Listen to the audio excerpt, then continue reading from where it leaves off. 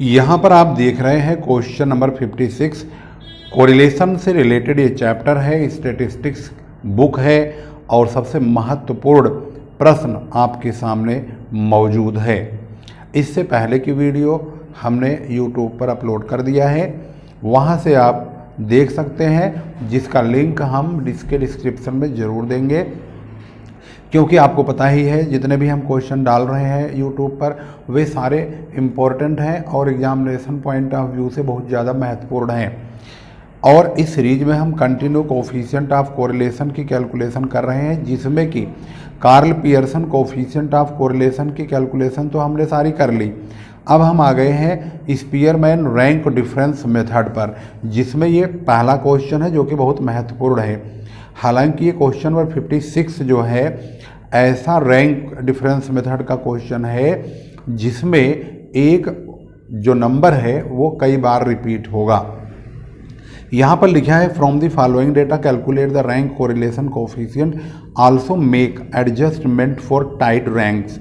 यहाँ पर आपको ध्यान रखना होगा, इस मेथड का प्रयोग आप कब करेंगे, जब आपको रैंक शब्द का प्रयोग क्वेश्चन में लिखा होगा, तब आप समझ जाएंगे कि यह जो हम यहाँ पर सॉल्यूशन करेंगे वह स्पीयरमैन रैंक डिफरेंस मेथड से रिलेटेड प्रश्न पूछा गया है। तो यहाँ पर आप देख रहे हैं x और y के रूप में ये लिखा हुआ है, और यहाँ पर इन दोनों x और y सीरीज को हम कॉपी में इस प्रकार से लिख लेते हैं, जिससे कि आप इसके सॉल्यूशन को आसानी से समझ सकें। तो यहाँ पर आप देखेंगे हमने x को ले लिया और यहाँ पर y ले लिया है। x और y के नंबर्स की हम रैंकिंग करेंगे। रैंकिंग कैसे होगा, जैसे किसी क्लास में, किसी क्लास के अंदर किसी मैडम ने कहा कि यहाँ पर मौजूद 10 बच्चे हैं, उनके ये मार्क्स मिले हुए हैं जो कि 100 में से प्राप्त हुए हैं, और जा कर के एक मॉनिटर है जो उस स्टूडेंट को बोला जाता है कि भाई आप जाओ, जिनके नंबर सबसे ज़्यादा हैं उनको फर्स्ट, उनसे थोड़ा जो कम है उनको सेकंड, और कम है तो थर्ड, इस प्रकार से रैंकिंग कर दीजिए। तो यहाँ पर जो सबसे ज़्यादा नंबर वाला है उसको हम फर्स्ट रैंक देंगे। तो ये हमने यहाँ पर लिखा है RX, यानी X सीरीज का रैंकिंग। तो यहाँ पर आप देखेंगे सबसे ज़्यादा है 65, इसको हमने 1 कर दिया, यानी ये फर्स्ट है। 65 से जो कम है वो है 57, इसको हमने सेकेंड रैंक दिया है। इसके बाद 48 आता है तीसरे नंबर पर, चौथे नंबर पर 40 है, पाँचवें नंबर 40 से कम 33 है, पाँचवा नंबर 33 से भी कम 24 है, तो इसे छठा नंबर दे दिया। अब 24 से कम 16 होता है, तो हम यहाँ पर 6 नंबर तक की रैंकिंग कर चुके हैं। अब ध्यान से देखेंगे तो 7वें पर भी 16 है, 8वें पर भी 16 है, 9वें पर भी 16 है। तो हम क्या करेंगे, 7, 8, 9 इन तीनों को जोड़ करके 3 से डिवाइड कर देंगे, यानी 7 + 8 + 9, इन तीनों को जोड़ के 3 से डिवाइड करेंगे। तो ये तीनों का टोटल करके 3 से डिवाइड करेंगे तो 8 आएगा। और ये यहाँ पर 3 जो नंबर हैं ये मल्टीपल नंबर हैं, 3 बार रिपीट होने वाले। तो यहाँ पर हम m = यानी मल्टीपल नंबर 3 है।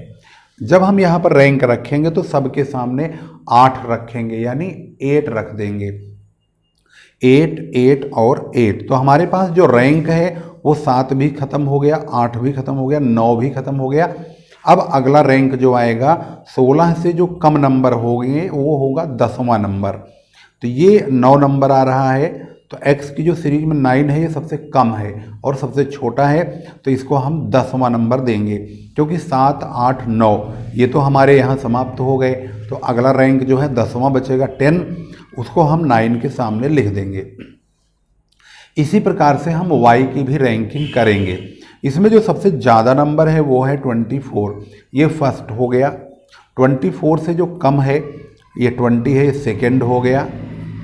20 से भी जो कम है वो है 19, ये थर्ड हो गया।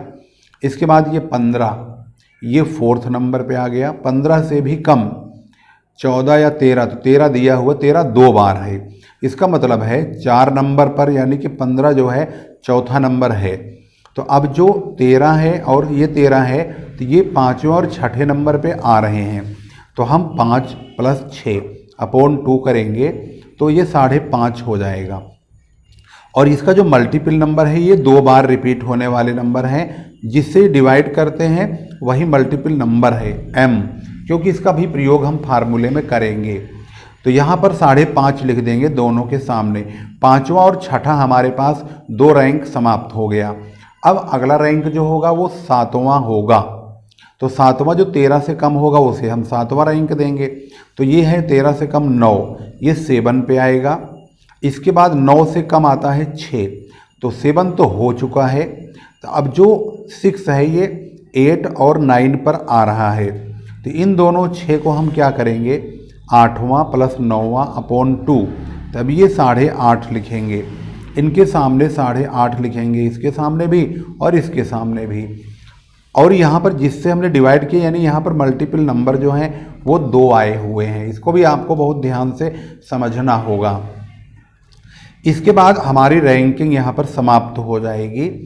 लास्ट में ये हमारे पास 8 9 हो गया, तो अंत में ये 4 जो है सबसे छोटा है, इसे 10वां रैंक दे देंगे।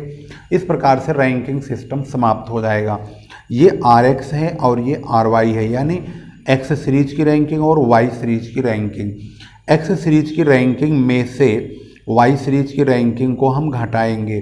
तो यहाँ पर देखेंगे 3 में से 5.5 घटाएंगे तो घटेगा ही नहीं, उल्टा माइनस में आएगा। तो यहाँ पर माइनस के 2.5 लिखेंगे। 5 में से 5.5 घटाएंगे तो नहीं घटेगा, ये भी माइनस में आएगा। 4 में से 1 को घटाएंगे, आराम से घट जाएगा। 10 में से 8.5 घटाएंगे तो भी घट जाएगा, 1.5 आएगा। 8 में से 4 घटाएंगे तो भी घट जाएगा, 4 आएगा। 8 में से 10 घटाएंगे तो माइनस का 2 आएगा। 1 में से 2 घटाएंगे तो माइनस का 1 आएगा। इस प्रकार से ये D की कैलकुलेशन होगी।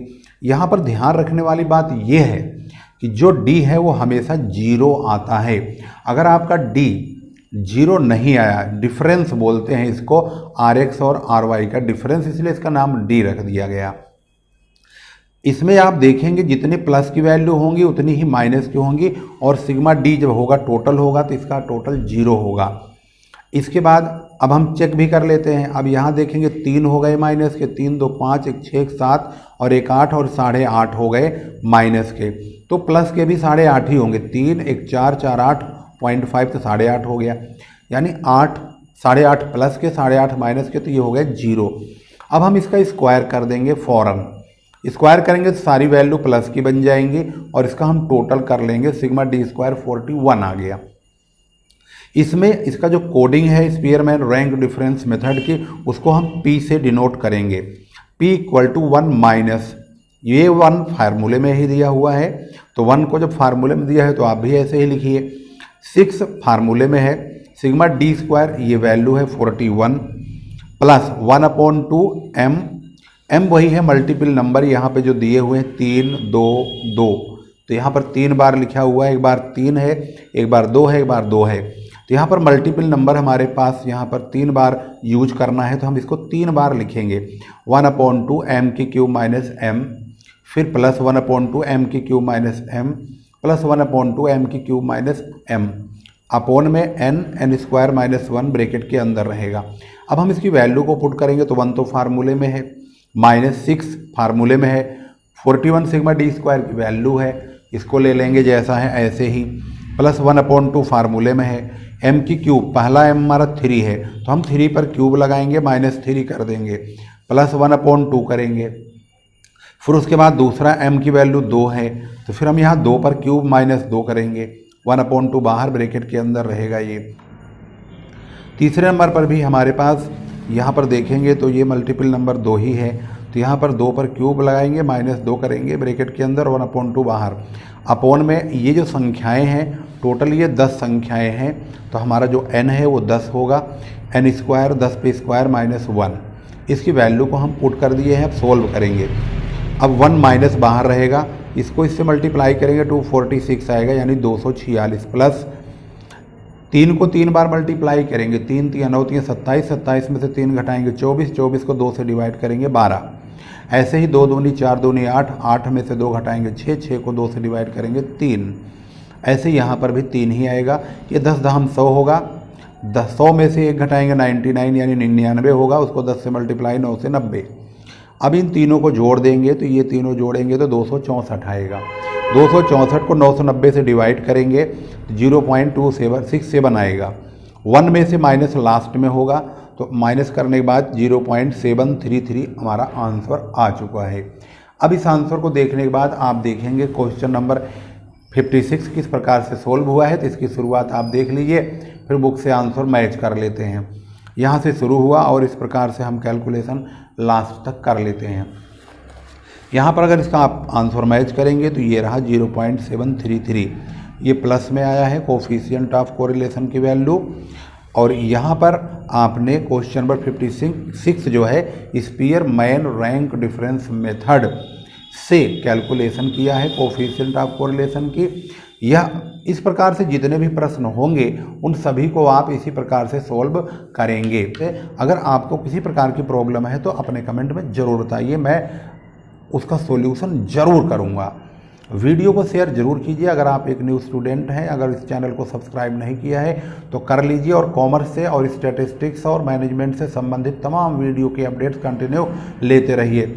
इस चैनल पर तमाम कॉमर्स के स्टूडेंट्स अपनी वीडियो देख सकते हैं और आप इसके डिस्क्रिप्शन को भी ध्यान से देखा कीजिए और प्लेलिस्ट खोल करके आप बहुत सारे सब्जेक्ट की वीडियो डली हुई है, MCQ भी है, कम्पिटिटिव टाइप में भी है, आप सभी का आनंद आराम से ले सकते हैं। दूसरे विद्यार्थियों को भी शेयर कीजिए जिससे कि सभी को इसका फ़ायदा मिल सके। अगली वीडियो में हमारी और आपकी पुनः मुलाकात होगी एक नए प्रश्न के साथ। तब तक के लिए नमस्कार, जय हिंद, जय भारत।